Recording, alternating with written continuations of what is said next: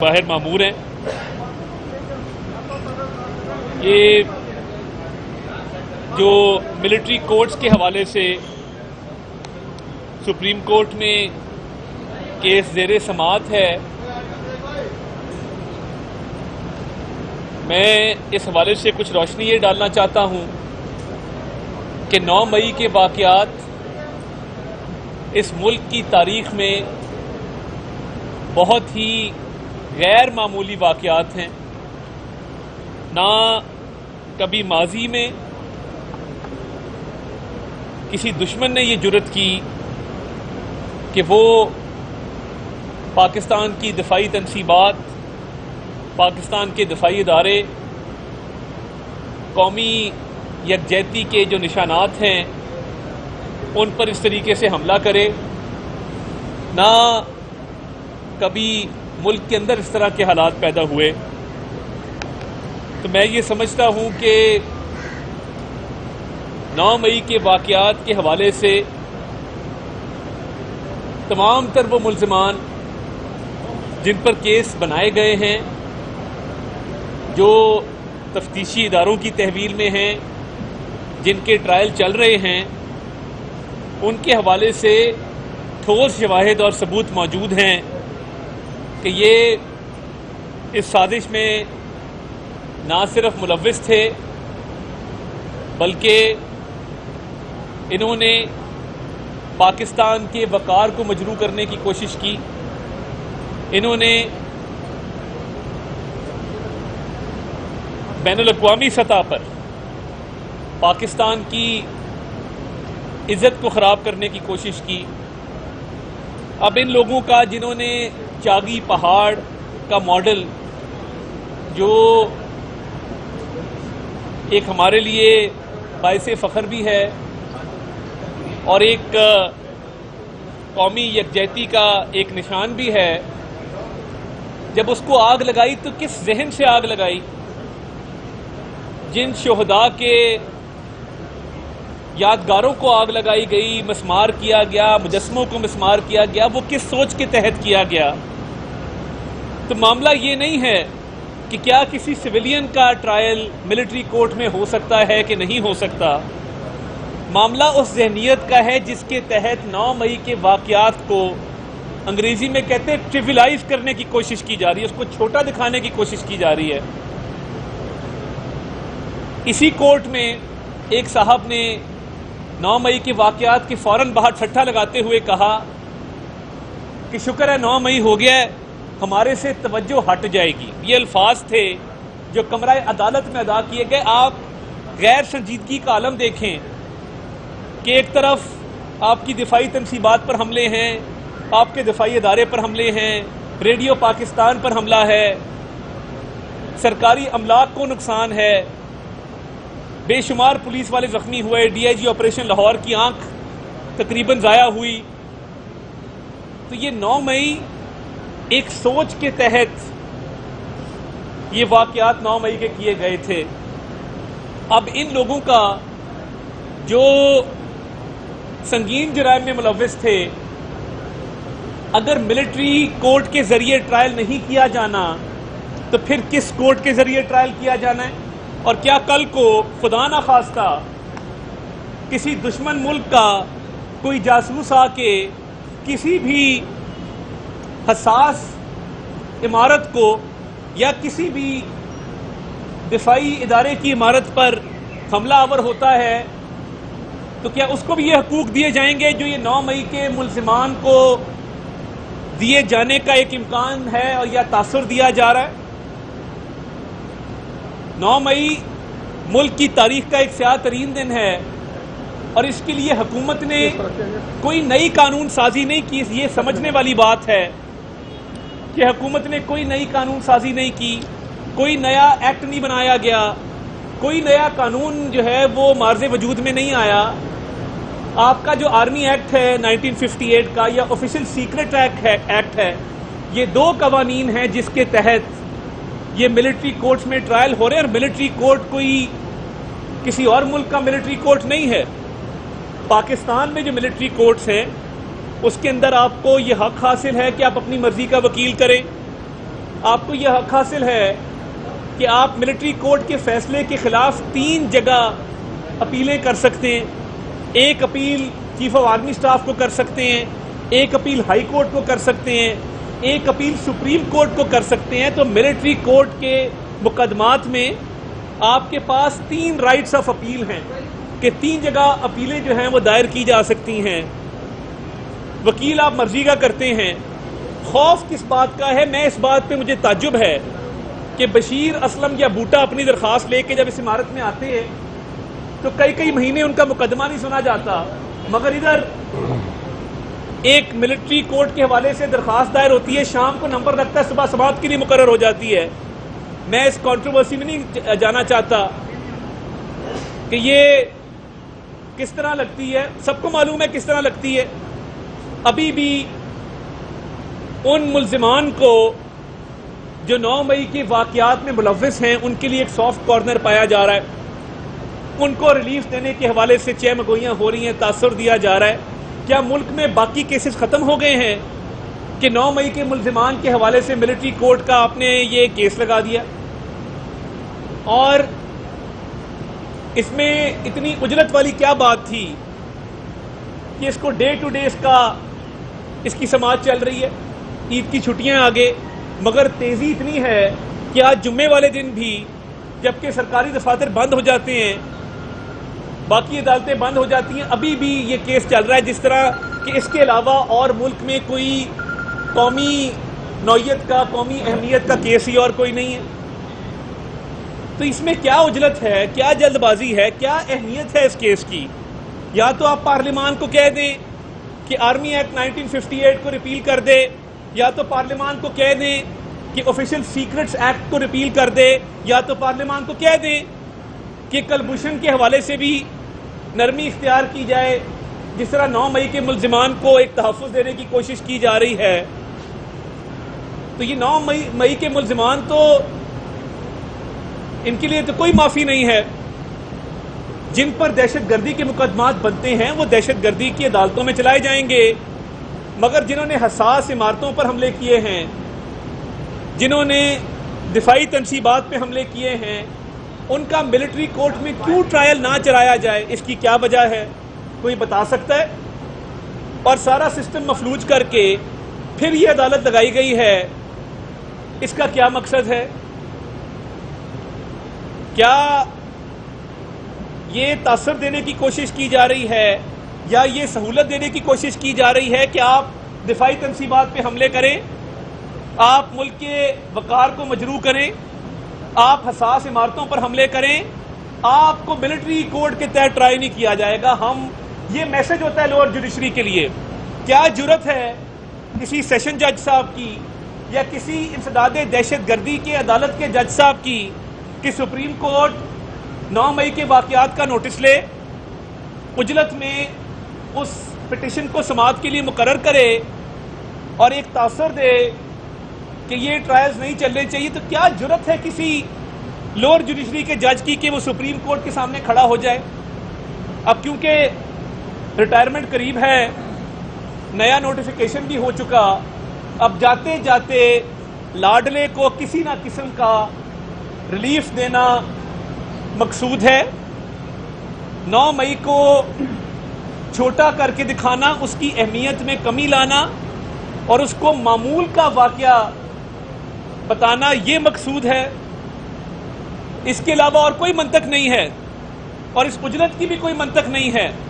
جو ملزمان ہیں زیر حراست ہیں, جو مقدمات ہیں وہ چل رہے ہیں, اتنی تیزی کس بات کی ہے, اتنی اجلت کس بات کی ہے؟ کیا یہ سماعت دوبارہ ہونی چاہیے تھی جمعے کے بعد؟ کیا یہ روزانہ کی بنیادوں پہ ہونی چاہیے تھی؟ اور بڑے مسائل ہیں, اٹھا کے دیکھیں, ہزاروں کیسز التوا کا شکار ہے, مگر کیونکہ وہ عام شہریوں کے کیسز ہیں اور ان میں عمران نیازی پٹیشنر نہیں ہے یا عمران نیازی کا ان واقعات سے تعلق نہیں ہے, اس لیے وہ ادھر اندر الماریوں کی خاک چھان رہے ہیں. وہ فائلیں گرد آلود پڑی ہیں, اس کو ہاتھ لگانے کو کوئی تیار نہیں ہے. میرا تو دل کرتا ہے ان فائلوں پہ عمران نیازی لکھ دوں تاکہ کسی عام شہری کی بھی یہاں پہ سماعت ہو جائے. یہ سمجھ سے باہر ہے. اور میں اس سٹیٹمنٹ کی بھی, دیکھیے ایز اے پاکستانی ہم مذمت کرتے ہیں کہ کہا گیا کہ 9 مئی ہو گیا ہے، اچھا ہوا، ہا ہا ہا، یہ تو بڑا اچھا ہو گیا، یہ ہمارے سے توجہ ہٹ جائے گی. یعنی آپ قومی سلامتی کو اہم ہی نہیں سمجھتے. کل کو کوئی باہر کا جاسوس یا دشمن ملک کوئی کارروائی کرے تب بھی آپ کا یہی رویہ ہوگا. یہ بالکل نامناسب ہے. اور یہ 9 مئی کے واقعات کو معمول کے واقعات بنانا، اس کی اہمیت میں کمی لانے کی کوشش کرنا ملزمان کو تحفظ دینے کے مترادف ہے. اور یہ ملٹری کورٹس پاکستان کی ملٹری کورٹس ہیں. یہ ملٹری کورٹس پاکستان کی اسمبلی کے ایک بنائے ہوئے قانون کے تحت معرض وجود میں آئی ہیں. 1958 کا یہ قانون ہے. آفیشل سیکرٹ ایکٹ اپنی جگہ ایک قانون موجود ہے. تو اب بحث کس بات کی ہے، مباحثہ کس بات کا ہے؟ پہلے ہی بینچ متنازع ہو چکا. قاضی فائزیسا صاحب اس بینچ کو غیر قانونی غیر آئینی ڈکلیئر کر چکے ہیں، انکمنگ چیف جسٹس. اور یہ اب بینچ کی حیثیت کیا ہے، یہ بھی ایک سوال ہے. بینچ کی حیثیت پہ سوالات اٹھ چکے، مگر 9 مئی کے واقعات پہ کوئی سوالات نہیں اٹھے ہیں. اگر اس کو ٹیکنیکلٹیز پہ، تکنیکی بنیادوں پہ الجھایا جائے گا اور 9 مئی کے واقعات کو اس پر پردہ ڈالنے کی کوشش کی جائے گی تو یہ قوم معاف نہیں کرے گی. جا کے پوچھیں کیپٹن کرنل شیر خان کے بھائی سے کہ ان پہ کیا گزری جب کیپٹن کرنل شیر خان کے مجسمے کو مسمار کیا گیا. پوچھیں ان شہداء کی فیملی سے، پوچھیں جن کی یادگاروں کو پتھر مار مار کے توڑا گیا. پوچھیں جا کے ان سے جن کے پیارے دنیا سے چلے گئے. اور آپ یہاں پہ عدالت لگائے بیٹھے ہیں کہ جنہوں نے شہداء ملزمان ہیں، جن کا ملٹری کورٹ کے تحت ٹرائل چلنا ہوگا چلے گا، جن کا دہشت گردی کے کورٹ میں ٹرائل چلنا ہوگا چلے گا. مگر یہ جو ایک کوشش کی جا رہی ہے عمران نیازی کو سیاسی طور پہ زندہ کرنے کی، یہ سب کے سامنے ہے. اس میں کوئی ڈھکی چھپی بات نہیں ہے. بہت شکریہ. صاحب یہ بتائیے گا کہ آپ نے کہا کہ بینچ پر کوئی اعتراض نہیں ہے. اٹارنی جنرل سے بینچ نے یہ پوچھا کہ آپ کو کوئی اعتراض نہیں ہے. اٹارنی جنرل نے کہا مجھے کوئی اعتراض نہیں ہے. جب وفاق کا نمائندہ اعتراض نہیں کر رہا تو اس کی وجہ کیا ہے؟ اس کی وجہ یہ ہے کہ جو supreme court practice and procedures act ہے اس کو غیر قانونی طور پہ کالعدم قرار دیا گیا معرض وجود میں آنے سے پہلے.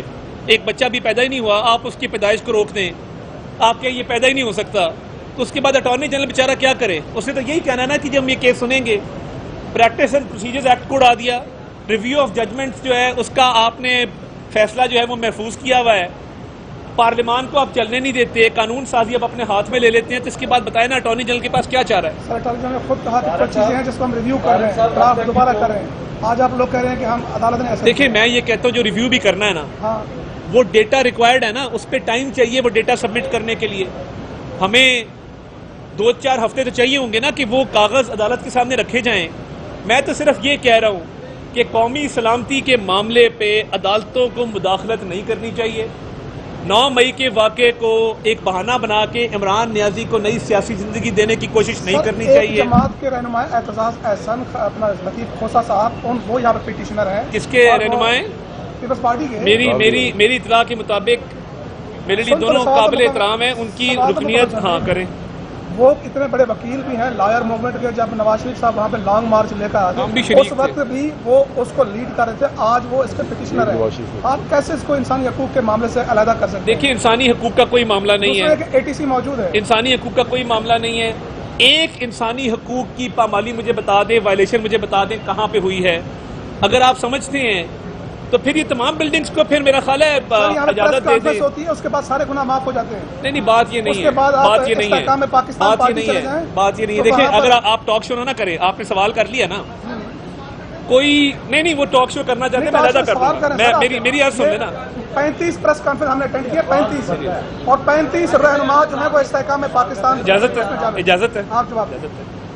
ایسا کوئی ایک رہنما جو کور کمانڈر ہاؤس کے باہر موجود تھا، ایسا کوئی رہنما جس نے ریڈیو پاکستان کو آگ لگائی، ایسا کوئی رہنما جس نے کیپٹن کرنل شیر خان کے مجسمے کو جلایا، ایسا کوئی رہنما جس نے شہداء کی یادگاروں کو مسمار کیا، ایک کی پریس کانفرنس مجھے دکھا دیں، میں آپ سے معافی مانگ کے گھر چلا جاؤں۔ جناح ہاؤس کے اندر تھا، مراد راز کی آپ مجھے ویڈیو دکھا دیں کہ وہ کہاں جناح ہاؤس کے اندر تھا۔ جناح ہاؤس کے اندر جو لوگ موجود تھے آپ کو بھی پتا ہے اور مجھے بھی پتا ہے کہ وہ کون لوگ تھے، سب کی ویڈیوز موجود ہیں۔ ویڈیو میں موجود ہے وہ جو بظاہر لگ رہا ہے کہ ملٹری کورٹس کی میں سویلین کا ٹرائل نہیں ہو سکتا، اگر کوئی فیصلہ اس طرح آتا ہے حکومت اس پر عمل درآمد کروائے۔ میرا تو یہ خیال ہے کہ اگر ایسا کوئی فیصلہ آتا ہے تو پھر سب کو اجازت دے دیں کہ وہ جہاں مرضی آگ لگائے، جہاں مرضی جو ہے وہ شہداء کی یادگاروں کی بے حرمتی کرے۔ بتا دینا کہ 1958 کا جو ملٹری ایکٹ ہے غلط ہے، ختم کر دیں۔ قانون سازی کا اختیار پہلے آپ نے لے لیا اپنے ہاتھ میں، بینچز غیر قانونی بنا رہے ہیں، پھر اس کو ختم کر دیں، آفیشیل سیکرٹس ایکٹ کو ختم کر دیں، کلبھوشن کے حوالے سے بھی ججمنٹ دے دیں، اور جس کا جو دل میں آتا ہے وہ کرے۔ 9 مئی کا دن نہ قوم کو بھولنے دیں گے، نہ قوم بھولے گی۔ اور یہ جو آوازیں اٹھنا شروع ہوئی ہیں انسانی حقوق کی پامالی کی، میں اپنے دل پہ ہاتھ رکھ کے کہتا ہوں کوئی کسی کے انسانی حقوق کو پامال نہیں کیا گیا۔ آپ جتنے ملزمان ہیں باقاعدہ نادرا سے آئیڈینٹیفیکیشن ہوئی ہے، سب کے چہرے، سب کے ایڈریس، سب کے تمام معاملات موجود ہیں۔ اب معاملہ کیا ہے؟ ہمیں کہا گیا کہ یہ امپورٹڈ حکومت ہے، یہ بین الاقوامی سازش کے تحت معرض وجود میں آئی ہے۔ اب انہی ممالک سے مدد طلب کی جا رہی ہے جن کو کہا گیا تھا، جنہوں نے ہماری حکومت، یعنی جنہوں نے ہماری حکومت بنائی اور عمران خان کی گرائی، اب ان کو کہہ رہا ہے کہ انسانی حقوق کی پامالی ہوگی۔ مجھے بتا دیں کیپٹل ہل کے اٹیک پہ کتنے لوگوں کو سزائیں ہوئیں، کتنے لوگوں کو جیل بھیجا گیا، آپ دیکھ لیں۔ یعنی وہاں کیپٹل ہل پہ اٹیک ہو، وہاں پہ تو آوازیں نہیں اٹھی انسانی حقوق کی۔ یہاں پہ مسئلہ یہ ہے کہ جو 2-4 لوگ اکٹھے ہو جاتے ہیں مٹھی بھر شر پسند، وہ اس کو انسانی حقوق کا مسئلہ بنا دیتے ہیں۔ Human rights commission of Pakistan jail گیا، انہوں نے کہا کوئی زیادتی نہیں ہوئی۔ جیل میں جو لوگ موجود ہیں اپنے منہ سے کہہ رہے ہیں کوئی زیادتی نہیں ہوئی۔ معاملہ یہ ہے کہ اس کو اعتزاز احسن صاحب کو اور لطیف کھوسا صاحب کو، کیونکہ ان کی سیاسی اہمیت پیپلز پارٹی میں ختم ہو چکی ہے، ان کو بطور ہتھیار استعمال کیا جا رہا ہے کہ تحریک انصاف کو زندہ کیا جائے اور عمران خان کو ریلیف دلوایا جائے۔ یہ بتائیے گا، آپ جمہوری لوگ ہیں، آپ ملٹری کورٹس کو کیوں فیور کر رہے ہیں ان کے حوالے؟ بالکل نہیں کر رہے۔ دوسری بات سر یہ بتائیے گا کہ جب تحریک انصاف کہتی ہے کہ انکوائری کمیشن بنایا جائے، یہ اہم تنصیبات تک جو پہنچ کہتے ہیں، تو اس حوالے سے آپ کمیشن کو نہیں بنا رہے؟ پہلی بات یہ کہ کوئی یہ نہیں کہہ رہا کہ تمام سویلینز کا ٹرائل ملٹری کورٹ میں ہو۔ ملٹری کورٹ میں صرف ان لوگوں کا ٹرائل ہو رہا ہے جو کور کمانڈر ہاؤس کے اندر توڑ پھوڑ میں موجود تھے۔ آپ کو پتا ہے کہ for all practical purposes corps commander house ایک آپ کی چوکی کنسیڈر ہوتی ہے، دفاعی چوکی، جس پہ حملہ کرنا پاکستان پہ حملہ ہے۔ اب ان لوگوں کا کدھر ٹرائل کیا جائے اور کیوں کیا جائے؟ یہ بالکل کوئی غیر جمہوری سوچ نہیں ہے۔ جب 3 رائٹ آف اپیل موجود ہیں آپ کے پاس، رائٹ آف اپیل کے باوجود آپ کے پاس یہ بھی حق موجود ہے کہ آپ وکیل جو مرضی کریں، اوپن ٹرائل کنڈکٹ ہو سکتا ہے، تو اس میں مسئلہ کوئی نہیں ہے۔ اور دوسرا سوال آپ سر، حفاظت کرنے والے کہاں تھے؟ محافظ کہاں تھے؟ ان شہداء کے محافظ کہاں تھے؟ ان شہداء کے محافظ وہیں تھے۔ آئی جی صاحب کہاں تھے؟ وہیں آئی جی صاحب، میرا گھر لاہور کینٹ میں ہے، کور کمانڈر ہاؤس کے نزدیک ہے۔ جس طریقے سے آپ کو اللہ تعالیٰ سلامت رکھے، ہم سب کو سلامت رکھے۔ علی ناصر رضوی سے پوچھیں جب اس کی آنکھ کے اندر چھڑی ماری گئی تھی تو کیا حال ہوا تھا؟ پوچھیں کہ جب ایس پی کینٹ کی گاڑی کو نظر آتش کیا گیا، پوچھیں کہ جب 150 سپاہی کو وہاں پہ زخمی کیا گیا ہے تب تو ڈنڈے، کیل اور گولیاں لے کے یہ جا رہے تھے۔ تو میں ایک فوجی افسر کا بھی نام بتا سکتا ہوں جو گیٹ پہ کھڑا ریزسٹ کر رہا تھا کہ اندر مت آؤ، کالے شلوار قمیض میں ملبوس۔ تو دیکھیں یہ 9 مئی کے واقعات پہ سوال اٹھانا، اس معاملے کو جس طرف آپ لے کے جانا چاہتے ہیں کہ یہ محافظ کہاں تھے، محافظ کو جب ڈنڈے پڑ رہے تھے اور یہی وہاں پہ گولی چلی ہوتی تو آپ نے کہنا تھا دیکھیں جی کیسی اپنی فوج اپنے لوگوں پہ گولی چلا رہی ہے۔ اس لیے ہیو اے ہارٹ۔